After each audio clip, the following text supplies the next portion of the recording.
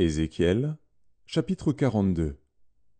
Il me fit sortir vers le parvis extérieur du côté du septentrion, et il me conduisit aux chambres qui étaient vis-à-vis de la place vide et vis-à-vis du bâtiment, au septentrion.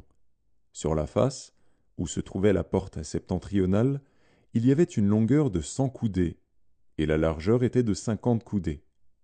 C'était vis-à-vis des 20 coudées du parvis intérieur, et vis-à-vis du pavé du parvis extérieur, là où se trouvaient les galeries des 3 étages. Devant les chambres, il y avait une allée large de 10 coudées, et une voie d'1 coudée. Leurs portes donnaient au septentrion. Les chambres supérieures étaient plus étroites que les inférieures et que celles du milieu du bâtiment, parce que les galeries leur ôtaient de la place. Il y avait 3 étages, mais il n'y avait point de colonnes, comme les colonnes des parvis. C'est pourquoi, à partir du sol, les chambres du haut étaient plus étroites que celles du bas et du milieu. Le mur extérieur parallèle aux chambres, du côté du parvis extérieur, devant les chambres, avait 50 coudées de longueur, car la longueur des chambres du côté du parvis extérieur était de 50 coudées. Mais sur la face du temple, il y avait 100 coudées. Au bas de ces chambres était l'entrée de l'Orient, quand on y venait du parvis extérieur.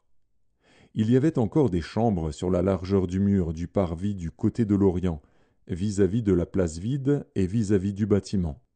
Devant elles, il y avait une allée, comme devant les chambres qui étaient du côté du septentrion. La longueur et la largeur étaient les mêmes, leurs issues, leurs dispositions et leurs portes étaient semblables. Il en était de même pour les portes des chambres du côté du midi. Il y avait une porte à la tête de l'allée qui se trouvait droit devant le mur du côté de l'Orient, par où l'on y entrait. Il me dit, les chambres du septentrion et les chambres du midi, qui sont devant la place vide, ce sont les chambres saintes, où les sacrificateurs qui s'approchent de l'Éternel mangeront les choses très saintes. Ils y déposeront les choses très saintes, les offrandes, les victimes présentées dans les sacrifices d'expiation et de culpabilité, car le lieu est saint.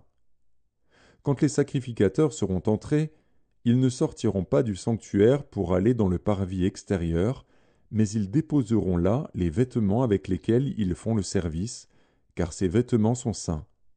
Ils en mettront d'autres pour s'approcher du peuple. Lorsqu'il eut achevé de mesurer la maison intérieure, il me fit sortir par la porte qui était du côté de l'Orient, et il mesura l'enceinte tout autour. Il mesura le côté de l'Orient avec la canne qui servait de mesure, et il y avait tout autour 500 cannes. Il mesura le côté du septentrion avec la canne qui servait de mesure, et il y avait tout autour 500 cannes. Il mesura le côté du midi avec la canne qui servait de mesure, et il y avait 500 cannes. Il se tourna du côté de l'Occident, et mesura 500 cannes avec la canne qui servait de mesure.